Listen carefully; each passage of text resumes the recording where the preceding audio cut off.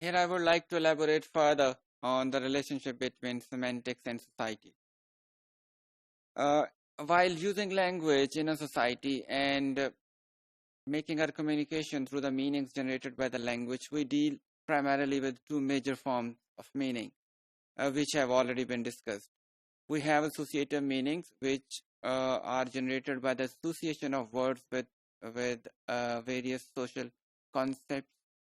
They are variational in nature. They vary from person to person or from context to context. They are also usually figurative or may possibly be metaphorical in nature. So they emerge from the interaction of language in a specific society. We also have the conceptual meaning, which are also known as the basic meanings or literal meanings, and which refer to the basic ideas words contain or one intends to convey through a word. Uh, there may possibly be two dangers if we use associative meanings to convey our emotions or attitudes. One is possibly that it may generate some kind of miscommunication or misunderstanding, because associative meanings may vary from person to person. We might say something in a certain situation, and others would probably take it in their own situation or in a different context. You must have heard, even in our own languages, various expressions like ये तो मेरा मतलब नहीं था, मैंने इस तरह तो इसको नहीं कहा. These expressions do emerge when there is a breakdown of communication because of the use of certain words or expressions by a speaker in a different context and their understanding by the listener in a different context. So when we overuse associative meaning in order to convey our feelings or emotions, there might be a breakdown of communication. Another danger is that if affective meanings or associative meaning predominate over conceptual meanings, we may not be able to convey our message properly, because there are certain feelings which may not be conveyed properly in any situation. For example, if I say I love my mother or my mother is my love, both these sentences have almost similar meanings, but they have different emotional intensity. And we probably are not able to account for this change in the meaning of emotional intensity in both these sentences in normal circumstances. So associative meaning may be important in many social situations, but they may also become challenging in other situations because they do vary from person to person, and they, in their worst situation, they may lead to a breakdown of communication.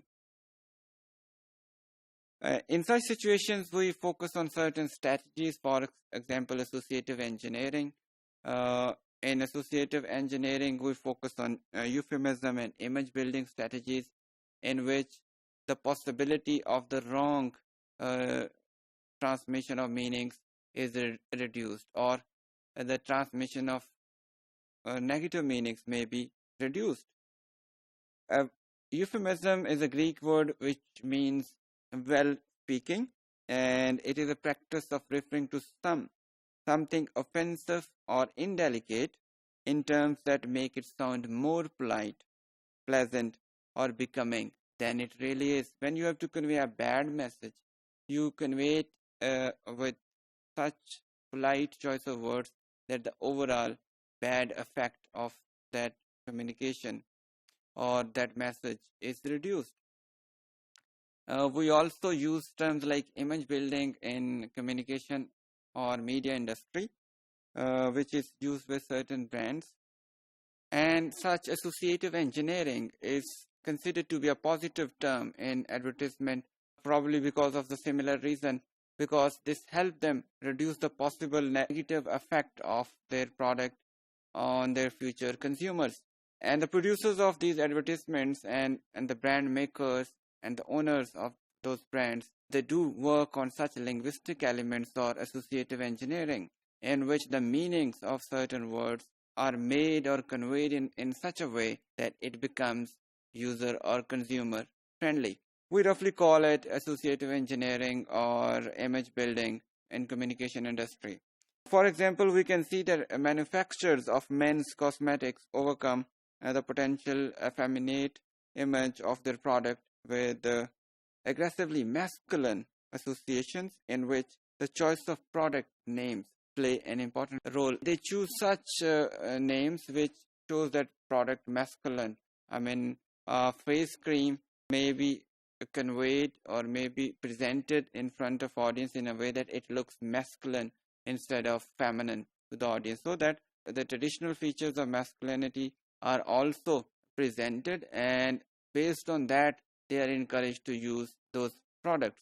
We also have conceptual engineering, and it comes into play in a situations where different words are used in with similar meanings are used in different situations, and the words have same conceptual meaning. For example, we have a word of woman and lady. So you might call somebody a lady instead of woman in a certain situation, and that would definitely help you in building your social relations. Similarly, we have a word violence and force. They may be used interchangeably in certain situations, but we know that they have different meanings. Violence is probably a bit harsh term as compared to force, and it does involve an extreme degree of force which possibly results in some kind of assault or injury. So they both have different meanings in various situations, and they may possibly have similar meanings in certain situations. So conceptual engineering does help us in identifying these differences and their uses in various social situations. Similarly, we also have a concept which informs us that language can be used as a substitute for action, because we do perform actions through words, and sometimes the actions performed through words may be stronger than the actual physical actions. A verbal insult, for example, is like the shaking of a fist, in that it stands for, or a ritual symbol for, physical assault. So an assault with words may be as harsh as an assault with some physical assault.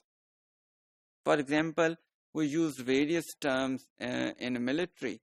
For example, the word of attack, struggle, fight, never surrender, campaign, fight, close your ranks, defend our rights. All these expressions are considered very strong words in military. So they may not have the same meaning for ordinary listeners, but for military people they have strong meanings, and they are considered to be strong substitutes for actual actions.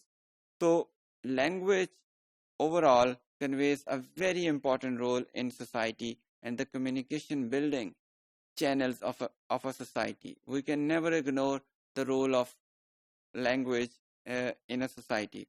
Therefore, we also, as semanticists or as students of language, we also and always should keep an eye on the role of language and its meaning-making processes in a society.